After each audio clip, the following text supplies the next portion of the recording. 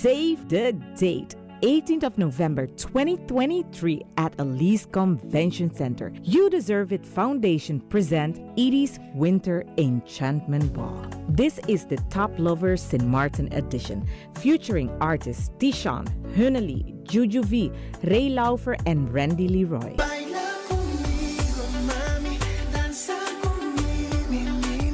And of course, we're gonna have the #1 DJ from Curacao, DJ RO1. For the pre-show, we will have our own control band plus entertainment from Mr. Jack. Make sure you're there. Ticket outlet are Judy's Bar, Van Dorp Madame Estate, La Cayeta Restaurant, and Nos Deseo Truc de Pan Cahill. Get your early bird tickets now for only $30. This will be a night to remember. The 18th of November, be there at Edie's Winter Enchantment Ball.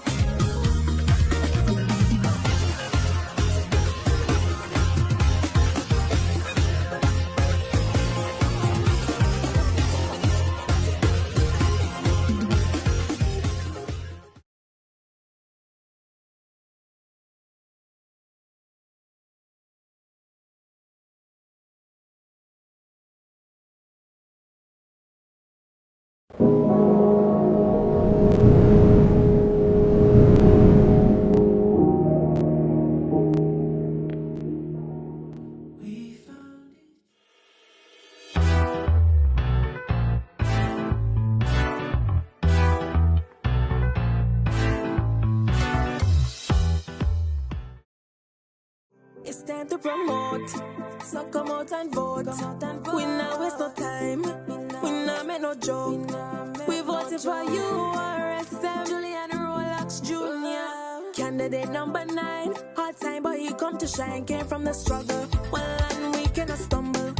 Hard work and the hustle, always remain humble. People talk and mumble, but they don't know the hustle we face. That's why I'm here to say, come out and vote, need your support. At SXM, we're taking travel and tourism to new heights. Here we boast spacious check-in areas, 10 passport control points, comfortable departure lounges, and an exciting new airport mall. Finally, there's an airport in the Caribbean that takes your travel plans as seriously as you do. Princess Juliana International Airport. The experience will move you.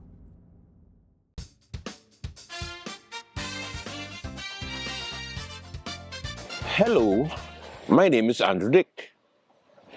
January 11th is Elections Day, and it's important that you vote.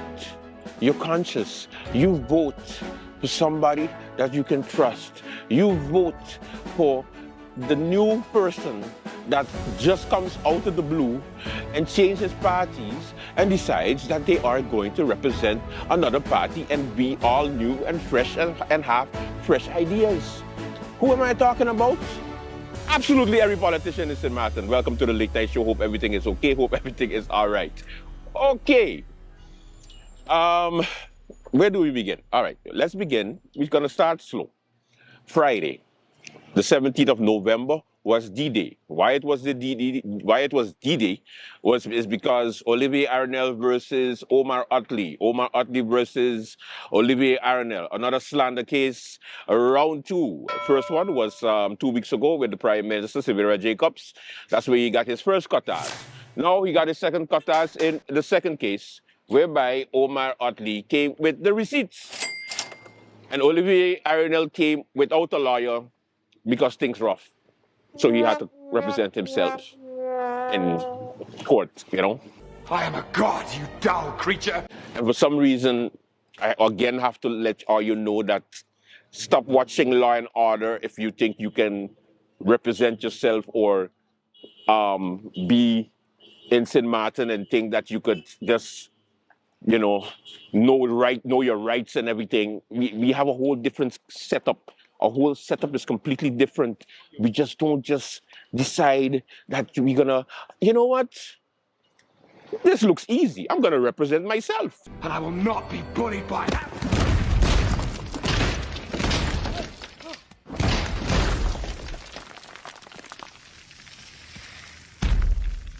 Puny god.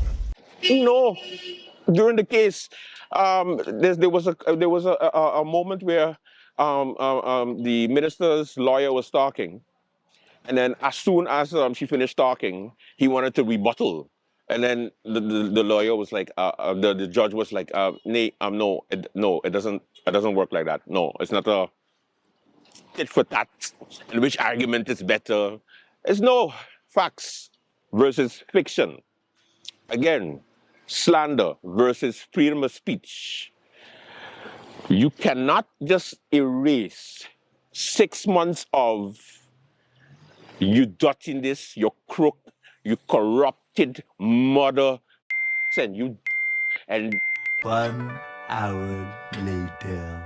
And I know where you hiding the money under your mattress and the drugs and your brother and your sister and your mother and where you come from and who was with and who you was with not and all of those things. And then when you notice that there's a slander case against you, you're like,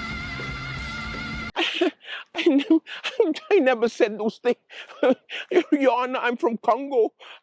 I'm just a citizen from Congo and they just got me here off of slander. Please. Now, of course, we have some footage, of course, of the courthouse and the people arriving, and of course, the whole island had to shut down because most of the ministers were present. It looked like the ministers end up going to the courthouse more than the Council of Ministers press briefing. Because they don't show up for press briefing, but they show up for court cases. Interesting. Maybe the press needs to start a civil case against all the Council of Ministers members, and then they might show up for the press briefing on Wednesdays. Wait a minute. Wait a minute. Because having 2 or 3 ministers come, you notice that's why the press don't show up anymore. You know why we don't show up anymore, government? I'll tell you a secret. Because it makes no sense. You're going to speak for 45 minutes and tell us you got 3 rounds to ask quick questions without an explanation. That's why we don't show up.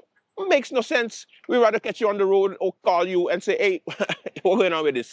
Wait, first of all, you're not going to speed past that like you didn't just say what you just said. Anyway, back to the court case. So, he defended himself. Of course, Omar Otley had the receipts from every single slanderous thing that he said for the past couple of months. His defense was, I was just talking to my friends. Do not hang out with her. Why? Oh, you don't want me to tell you. Oh, you can tell me. Hold on. Oh my God, she's so annoying. In WhatsApp. I've had such a busy day. I hope your day was great. And I'm going to head to bed as I've had a long day tomorrow. I'll talk to you soon. And good night.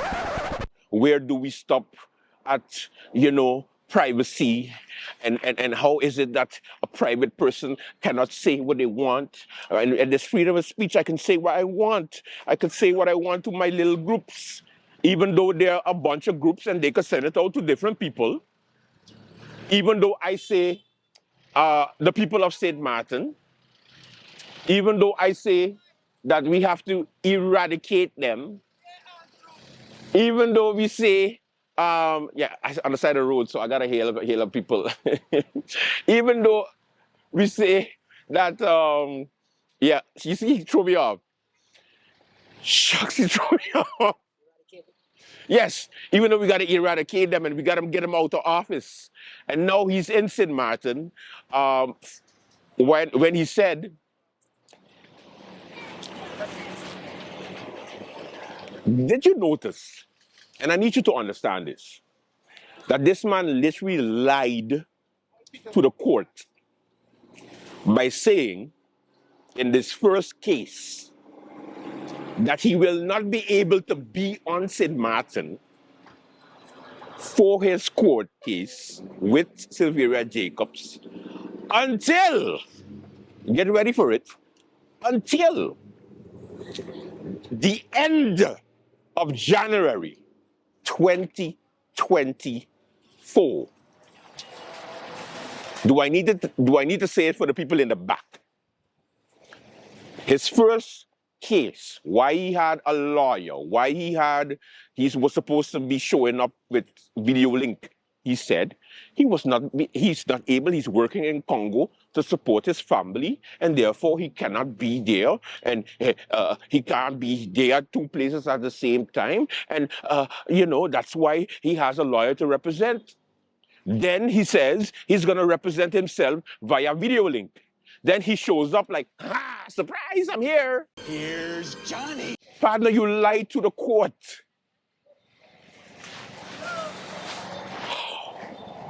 How doesn't it register? Like, and people still just listen to this fool. I don't understand. Yes, I'm partly responsible for you listening to this fool because this fool was on my program. So, let me not,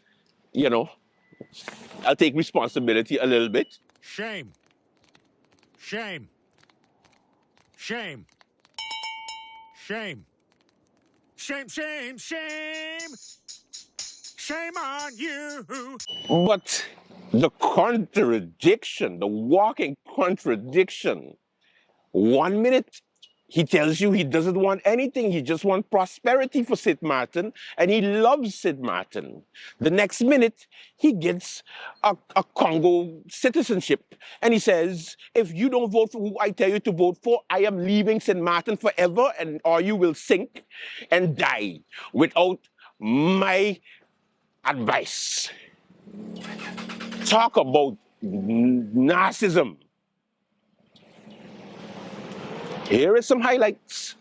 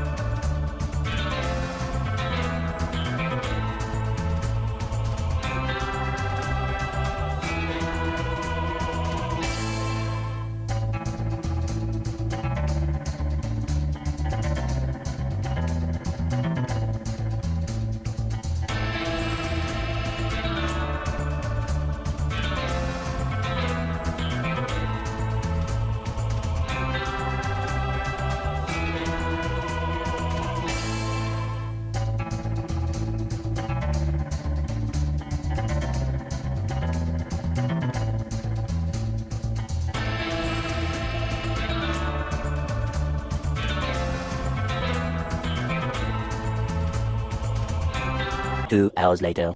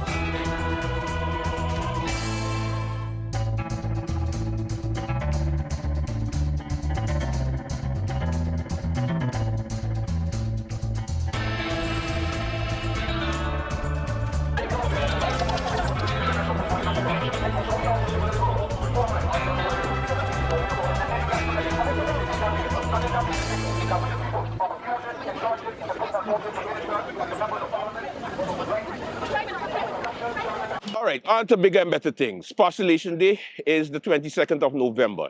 That means this upcoming Wednesday. That means that we're going to separate the kids from the big boys. Of course, it's always about who could have the biggest crowd while walking to present a list to the Electoral Council, which they will just accept, and then they have to check it for a couple of days, and then they tell you, yes, you're eligible. Of course, the new parties would have to, on the 23rd, collect 100 and something signatures in order for them to participate in the elections. So wait for the storm of, hey, you could sign this for me, please, so I could take part in the election. Please, please. Hi there, would you like to sign my petition? Hi there, would you like to sign my petition? Would you please sign my petition? They're coming. They have a bunch of parties that have to do that. So they are going to need your assistance. Let me put it like that. What else? The political changes continues to happen when it comes to, okay, which party am I going on? Which party am I not going on? And as far as the candidates is concerned, they're still doing the shopping. It's always going to continue because postulation is the official day where the list gets in. After that, they can't jump ship until they go into parliament and then go independent, because then all of a sudden the morals and values don't align with the leadership of the party anymore. Or they get a good deal. Yeah. What else?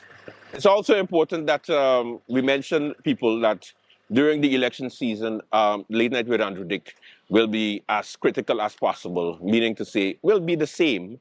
You know why? Because this is not our first rodeo. We've always done elections. So please, it's going to be long. It's going to be mixed with a bunch of advertising of Christmas. And speaking about Christmas, don't forget to check out the wonderful Thanksgiving menu at Carl & Sons. Yes, Carl & Sons, both sides of the island. You have the Dutch side, you have the French side, you have Cold Bay, you have also in the Podville. They have a wonderful Thanksgiving menu, so make sure you check it out. Also, Character is moving. No, well, they have a new management, so they're going to be opening soon. Just letting you know. Okay? Right now they close, but they're going to be opening soon. Yeah, so like I said, holiday, and then you have, of course, the elections. Yes, who's the best party? Who's the best candidate? Or you leave me alone. This is the only time I just make money. Leave me alone. This is the only time. After this, nobody does worry with me until the next 4 years again. So leave me alone. We're going to sit down with all our enemies for the past 4 years, and we're going to laugh and smile. You know why? Because they're paying for it. So get ready for that. It's going to be a fun couple of weeks. But know that I will not be biased. I will not be wearing any party candidate colors except today, because the Democratic Party has been a fabric of this island for the past 50 plus years, and you need to know this. I will not be biased, okay? I am not going to say that United People's Party is the best party in St. Martin history. No, because that's biasness. So, know that the late night show is going to keep it professional. There were some interesting developments that happened at the Council of Ministers press briefing last week. I needed to share that with you. It had to do with the prison situation from the minister, and also it also had to do with the numbers from the census. So we'll get into that, and of course much more. Welcome to the late night show. It's the season, both seasons, Christmas and elections. It does not get better than this. Call me Santa Dick. Let's begin.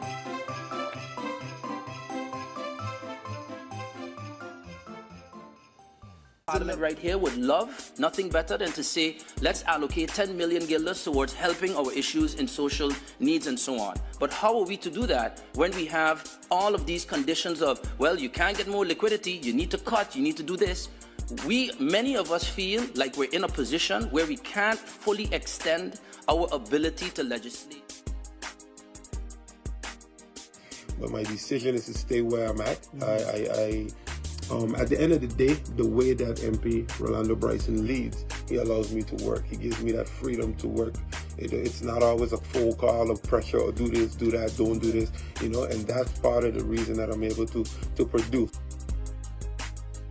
Any of the difficulties that this government faces today, I didn't sit down, do nothing, and have my staff write press releases. No, I got up and asked myself from opposition benches, what can I do? So I read my constitution, the one I swore to uphold, which gives us the rights to bring laws, to bring amendments, interpellation rights, inquiry rights. So we asked ourselves the questions at the time, what have we done? Regardless of... He has represented this country qua what is expected of a parliamentarian professionally, and I can align myself with that. Simply gone through a very difficult economic time and are simply asking of the tax department an opportunity to have a payment plan. And it seems that this is really done kind of like if they feel like how you talk to them, it's extreme.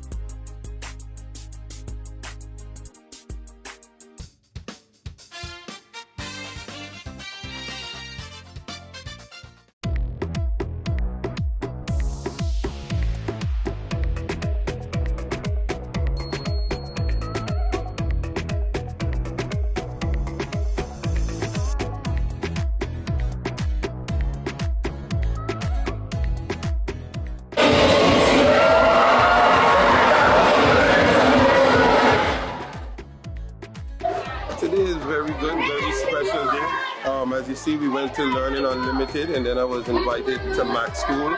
This is actually a school that I grew up in, that I attended, and the reception from the kids was very warming. And I would like to just extend a happy St. Martin's Day to everyone.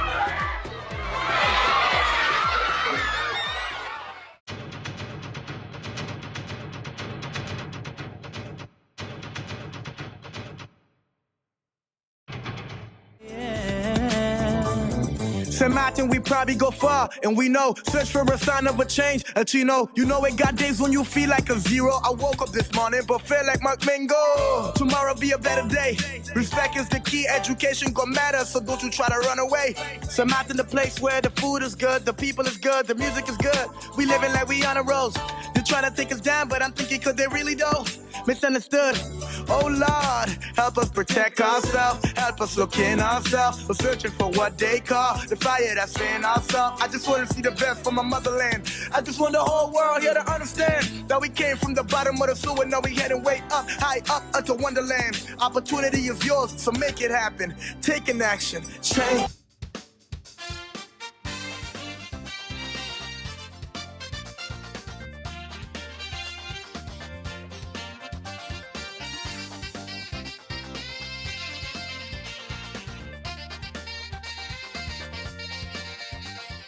Some of them even say it's the guns on Monaco, so they won't let me play, and they blaming polio. Who they think they could fool? All we know they better do pass. Polio or no polio, man we won, we must. Mama, when they hear, they go get the carnival. Oh, all masqueraders on here. Well, they didn't care if it was official, but they start turning peace on the street. And they start to jump around, and they start to tumble down, and they fall down on the ground.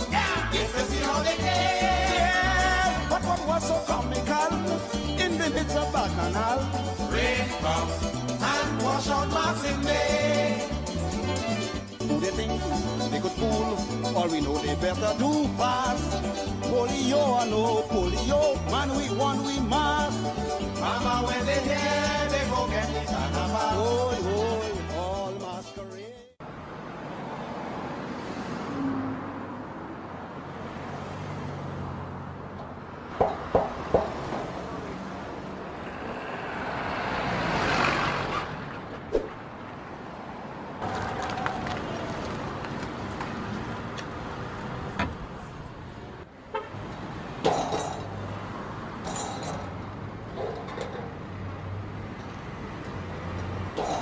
Qu'est-ce que tu fais là? Qu'est-ce que tu fais là? But sorry, no sir. They got this game tonight and I can't miss it. Me and my boy, we gotta watch the game, you know. So I bringing this in. You check? Alright, let me watch your leg down. Sir, sorry. Why so difficult? Look, I'm watching TV here on my phone with the Tell TV Plus app. You really gotta upgrade.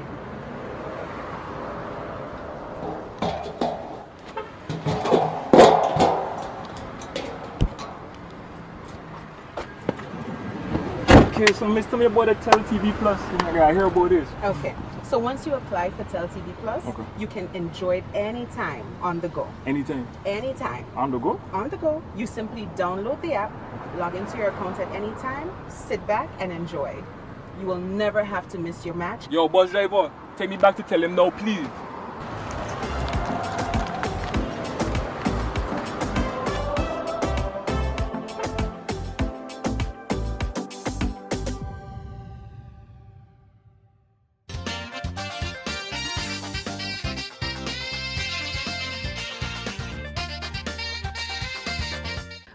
Government of St. Martin, in close collaboration with the Central Voting Bureau, wish to update the general public, but specifically also party representatives and deputy representatives about which last night they started hosting the critical briefing sessions designed to streamline the process leading up to and on postulation day. This is scheduled for November 22nd, as we all know. Yesterday's initial briefing on postulation day procedures was held at room 1 and 2 here at the government building. During this session, the clarifications of the requirements and the procedures for postulation day were shared. Members of the main voting bureau, the civil registry officials were available to provide comprehensive guidance and address any questions from the parties. As you know, we have a couple of new ones as well. There will be a public order briefing session next week, Monday, so that will explain all of the different rules and regulations as it relates to public order, which is mandated by ministerial decree of the Minister of Justice and is being finalized. This meeting will be on Monday, November 13th from 6 to 7 in the same conference room for the representatives of the parties. The sessions are pivotal to ensure a seamless execution of our democratic process, and we highly encourage the participation of all party representatives.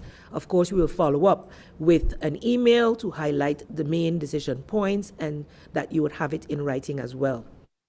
Your active participation will lead to a more productive series of discussions. I would also like to notify that taking into consideration that colors are assigned during this process to each candidate's list for the election, as Minister of General Affairs, I have to put out that decree Last week we did put out one, but that one will be retracted to give more specifications, because though that allowed for all colors, whether they were primary, secondary, or tertiary, the main voting bureau felt that it may create confusion on that day. So we are going back to the list being designated and have added the color teal. So that regulation to retract and to, today's the deadline, so it will be finalized by today. So the colors will be red, yellow, blue, green, brown, cyan, black, white, purple, magenta, orange, gray, beige, teal, and gold. So this decision will enter into force today by the signing that I will do once I get out of this meeting and receive the final version, and it will be published in the National Gazette as well. So it just specifies the specific colors instead of keeping it broad, so that we can avoid that the main voting bureau is, not sure at that time what to do. I will leave my opening statements at that, Rolika, but should anything else pop in regarding elections or anything else, then I will ask back for the floor. Thank you.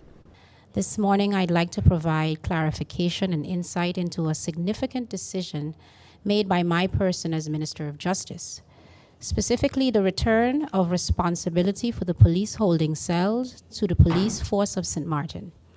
In light of recent claims and concerns that have emerged in our community, I believe it is important to address these points and provide context to ensure transparency and understanding. Point 1. The police cells are the responsibility of the police, and this is a standard within the kingdom and worldwide. I wish to emphasize that the management of police holding cells by the police is not a unique situation for St. Martin. This practice is standard not only within our kingdom, but also globally. Police departments worldwide are entrusted with managing these short-term detention facilities for reasons of efficiency and public safety. Point 2. We have the function book from the police force of Aruba and Curacao, and I can show where this is standard. To support this assertion, we have the function book from the police departments of both Aruba and Curacao, demonstrating that management of police holding cells by the police is widely recognized and an accepted practice within our region. Point 3, ministerial regulation temporarily assigning the police cells to the prison management was a necessary measure at a point in time. It is important to note that the temporary assignment of the police holding cells to the prison management, as seen in Ministerial Regulation number 482-11 MB-JUS, issued by former Minister of Justice Mr. Roland Duncan in 2011, was determined as a necessity due to a unique circumstance at that time. This action aimed to address cell capacity issues and ensure the effective prosecution of serious crime suspects. It was never intended to be a permanent solution. Point 4. As Minister of Justice, I'm addressing a dire staffing situation. The decision to return the management of police holding cells to the police is an urgent response to the current staffing limitations within the Point Blanche Prison and the Miss Lally Center. This move is essential to improve safety and security for both prison personnel and the broader community. Point 5. The function of detainee guard is indeed included in the updated function book for the Ministry of Justice and the Police Force of St. Martin. Claims that the position of detainee guard is missing from the approved function book are factually incorrect. The function book updated by Versant, which is a certified FUA institution or service line here on St. Martin, has included this position, and it is crucial to clarify this to avoid misinformation. Point 6. I am happy to use this platform to announce that I saw to it that a portion of funds from the prison repair has been shifted for repairs at the Phillipsburg police cells. I drafted a letter request to our state secretary, explained the circumstances, and this was approved. The Ministry of Justice received this approval from the state secretary to allocate the funds from prison improvement funds to repair the Phillipsburg cells, and this project will be managed by the National Recovery Project Bureau, or NRPB. Point 7. The decision was not abrupt, and cooperation between management was encouraged. The decision to return the police holding cells to the police is not an abrupt one. We have been speaking about this for quite some time. I would even say years since taking office. However, beginning this year in January, I will give you the update that a representative from KPSM was assigned the responsibility to work with Versant to ensure that the function book was updated with that position. It was done. In March of this year, I held meetings with both the departments and called for cooperation between management of both the police and the prison to facilitate a smooth transition. Unfortunately, it is obvious this cooperation did not materialize as expected, and the leaderships of these two departments would have to explain the reason for this. Point 8. Experienced senior police officers are available to guide younger officers in managing police holding cells. Senior police officers with prior experience, and I say prior experience meaning prior to the ministerial regulation that was signed in 2011, the cells were under the police. There are still police officers within KPSM who are experienced in managing these cells, and they are available to mentor and guide younger officers. No specific certification is required for this function, as it is a standard responsibility for police personnel. In conclusion, it is essential to distinguish between police holding cells and detention facilities, acknowledge the historical context, and understand the urgent need to return police holding cells to police. This decision aligns with international norms, ensures community safety, and addresses staffing challenges within the Point Blanche prison and the Miss Lally Center. As we continue to observe Domestic Violence and Gender-Based Violence Awareness Month, and yesterday's flyer really stood out to me, as it speaks about equality for all. Every agency of the department or department within the Ministry of Justice or our justice chain is important.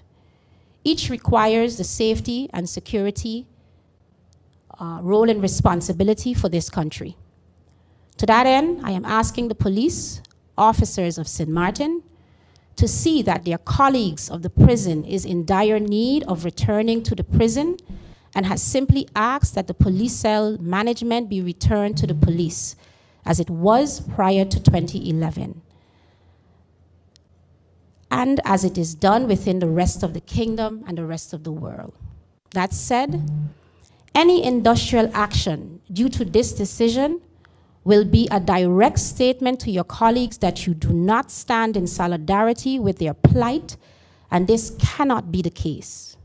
We need to be a united ministry working in the oath that has been taken to serve and protect St. Martin.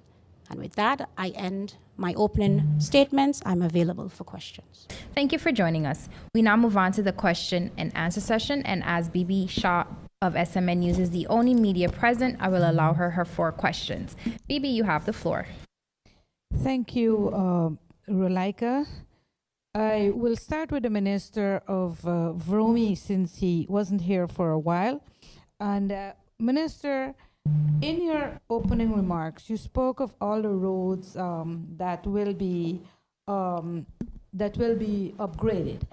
One of the things I didn't hear you address, even though it was a public outcry, Minister, is why Saturday was used to block the roads and then to start repairs that have not been completed. I think also there was an announcement that Sunday the road would have been blocked and that the road work would continue, but according to the information that has come to me, that didn't happen. I'm just asking that for you to elaborate because I thought you missed it. But then my real question, Minister, is about all the, based on what I have noted or took note of, is that every public bidding tender process ends up in some sort of controversy. For example, trench cleaning, district cleaning, etc. Minister, what I'd like to know is that what is the status of the bidding of the heavy equipment persons that are operating on the landfill? What is the struggle to get this finalized and to also pay the contractors on time? And also, how long can government continue to pay these contractors without a national decree in place? I'll try. Mic is on. I'll try to answer the questions based on the how you asked them. I think about 4 questions. The first one was regarding why Saturday was chosen. At the end of the day, baby, I think no good day is the best day to do it because regardless to what, it's going to cause inconvenience. What I do know for a fact is that a timely notification did go out 2 days prior, notifying that emergency works will take place. I received messages saying, okay, why you choose the first Saturday of the month? Why in the day? I think if we had done it the second Saturday, would have been the same story. So point is the road needed to be repaired, and the traffic situation that was happening because of the road in being in such a deplorable state, a decision had to be made, and a decision was made. When we reached out to the contractor, they were already busy on 2 major projects. We had to plead with them to be able to change around a bit to make themselves available for the Saturday. Or if we didn't do that, it would have been 2 weeks from then. So again, would you have wanted it to continue for 2 weeks? I don't think so. I know that all these days there have been a lot of difficulty and inconvenience with the traffic, still up to today as well, because the road is mailed, so the cars have to go a bit slow and so forth. We are going to be resurfacing it tomorrow evening. That's on plan once the weather permits. So there you go, progress. We're in the high season, going into the high season. No one could control the rain and or the weather. Every year around this time, this happens. But it was a bit excessive, and it caused a lot of damage to our public infrastructure. And we're doing everything that we can as a ministry to mitigate the inconvenience and make the life smoother for the people, literally, when it comes to resurfacing the road. With respect to your question as to why there is always a controversy when it comes to public tender, I think more so, and I could just reflect on my tenure and go back a bit, I think because we have structured things better, it has caused a lot of controversy for how things used to be. And I could say it with my head up high. We have tried different methods to correct things. We had the whole situation with the garbage tender. We then introduced the method of using SOAB to assist us to evaluate and go through that process. That too was a discussion as to why you're using SOAB. So I guess now SOAB is not, according to some people, not a credible institution. To me, it is a credible institution because they have taught the team a lot. I read those reports myself and basically set the course to have things done in a proper, structured manner. Of course, what is good for some is not good for others, and structuring it could cause a bit of inconvenience or controversy for those that want to do things that are not correct. And I'm going to leave it at that point. We are doing our best to improve things. We started with a tender policy, which was basically a lead up to what it has to happen in terms of a procurement law that is a collaboration between finance and the Ministry of General Affairs with the Legal Affairs Department. So we did all kind of different things to be able to enhance the transparency and structure the transparency of those bidding. And I got more attacks for doing that than anything else. So, I mean, you for yourself as a well-informed citizen could draw your own conclusion as to why that was the case. Nevertheless, I believe, damn if you do, damn if you don't. I rather do, and then see the results and correct where we need to correct and improve on those points. You mentioned about the heavy equipment contracts. Have to, honestly, I've been so swamped with so much meetings with updates. I actually have a meeting scheduled this afternoon with infrastructure management to get a full detail on all the different payments and different things that are the bottlenecks that they have been challenged with.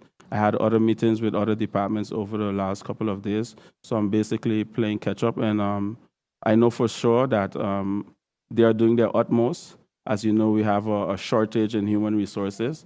We're busy finalizing at least 4 major critical functions that will be filled within the coming weeks. So these are steps that we are taking as a ministry, and I ask the public to, continue to give your cooperation where that is concerned. We've been having our challenges in the past with building permits. That is being worked out. That is improved as well. So we're getting there. Thank you. Thank you, Minister Duran. Thank Phoebe, you. your second question. Thank you, Relaika. Minister Richardson. Minister, I took note of your statements regarding the police holding cell and the controversy with the union and all those statements. I got the releases. But, Minister, to start off my question on this, I'd like to ask you 3 questions with this so we can get some clarity. Have you taken into consideration that there is also a shortage of police within KPSM? Have you taken into consideration that we are right now in the high season, Minister, and also we are also approaching election? And then you have a number of police officers that have to deal with the traffic control with students and the traffic backup. To mitigate all of this, Minister, if you can, give some additional information to those points. What is the master plan and target date for the construction of the Point Blanche prison? Where are we with UNOPS? Minister, there were ankle bracelets that, what procedures were used to purchase them? And the policy that was implemented. And what exactly is the criteria for prisoners that will be selected for ankle bracelet? And the reason for this question is to create space. Loaded, very, very loaded. Everything that you have indicated, Ms. Shaw, has been taken into consideration. One of the things that we must realize is that this is, as I stated before, standard. We are not adding anything that is unusual or an unusual task to the police force. You have officers on duty, and I have right here in front of me the steps that are involved when dealing with a police arrestee. Yes, we have engaged or experienced since that 2011 decision was taken, cases like the Corralo case. We have lawyers that are constantly writing in the public sphere, in the media, about the unjust situation that their client is being kept in Phillipsburg more than the 10 days. So there in itself, you see that clouded space where, and I took note that the same attorney who is usually indicating that it is unjust for her client has now written an article indicating that she's not in support of this. So the division in the task is a very clouded space. But the chain must work together. And if we do not have sufficient guards to be able to man the very people that are arrested, and when the police takes them to court on day 2, so that the judge can determine whether they will be released or have to stay for the extended 8 days, that is all within the 10 days that they are in police custody. They're not in detention of the prison. And that is where it becomes clouded. It is clearly identified what the role and responsibility is when a person is in police detention or police holding. And it speaks in alignment with your shifts. Yes, but I know for a fact that KPSM is resilient. And I would also like to state, since taking office, I have graduated quite a number of police officers into KPSM. When was the last time you saw me graduate a class at Harvey Bay? The prison is truly, if you were to measure or compare the ratio, they are down quite a bit in comparison to what KPSM has resources to. And it is not balanced. Yes, I had a very wonderful meeting last evening with the the correctional officers, where they really expressed their gratitude for this because they are not great in numbers, but they are dedicated. But it is really a dire situation, and the few that is going to come up now from being here at the police station that's coming to the prison in Point Blanche and will be shared with MLC makes a difference for them. Because though they are short in numbers, they are pulling through for the interests of the safety, the security, and the service of the clientele in these facilities. It cannot be that they are not recognized as being just as valuable as our police officers. And this is why in my statement, I asked for my police officers to take into consideration their colleagues' plight in asking to please work with them. This is how KPSM can contribute to the shortage that is greater for the prison in comparison to them. And I am not minister alone. I am not the only one that is a part of this ministry. It's going to take us all collectively. So when you make mentions, if I am taking in account that, you know, St. Martin Day is here, the holidays are here, election is here, oaths were taken. We all took oaths to be able to serve this country in the capacity that we hold. So it is expected that despite everyone may not be in agreement with what needed to have been done, we will respect it and we will work together in unison. I hope I was able to cover the wide array of questions asked. Minister UNOPS? Oh, yes, UNOPS. The prison construction? Yes, I gave those updates. And what, sorry? The ankle brace. Okay, these updates I've given quite much, but I'll start with the ankle bracelets because that's a good point. Capacity shortage. Recently, we had the publishing of the ankle bracelet policy. It is available to be able to, for the prosecution service to propose this in court, knowing our capacity challenges. UNOPS, being on the island now, having an office, they recently was successfully able to complete the bidding process to identify a company that will design the prison. They had a meeting with me 2 weeks ago. I do believe UNOPS will be putting out a publication about that to announce this company. I've even asked them to please give indication in their announcement how their process goes, because of course the procurement process for construction is still one to come. So UNOPS is pretty much on their timeline. They always can show me we're here. This is how far, this is what is coming.